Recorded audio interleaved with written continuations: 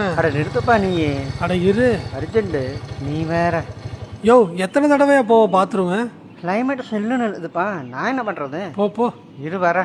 வருது என் விலங்கு. ஏ அசோக்கு வணக்கம்ப்பா. வணக்கம்ப்பா. என்னப்பா எங்கப்பா போயிட்டு வர?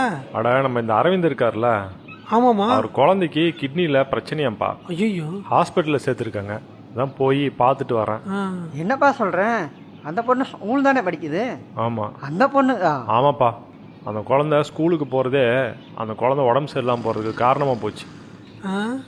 புரியலையேப்பா. அது அந்த குழந்தை படிக்கிற ஸ்கூலில் 1000 பசங்க படிக்கிறாங்கப்பா. ஆனால் டாய்லெட்னு பார்த்தா 10 டாய்லெட் தான் இருக்குது. குழந்தைங்களுக்கு பிரேக் டைம் 5 நிமிஷம் தான் கொடுக்குறாங்க. அந்த 5 நிமிஷத்தில் எத்தனை குழந்தைங்களால டாய்லெட் போக முடியும்? பிரேக் முடிஞ்சு லேட்டாக போனால் டீச்சர்ஸ் திட்டுறாங்க. கிளாஸுக்கு இடையில் போகிறதுக்கும் அலோவ் பண்ணுறதில்ல. நிறைய பசங்க டீச்சர்ஸ்ட்டு கேட்கறதுக்கு பயந்துக்கிட்டு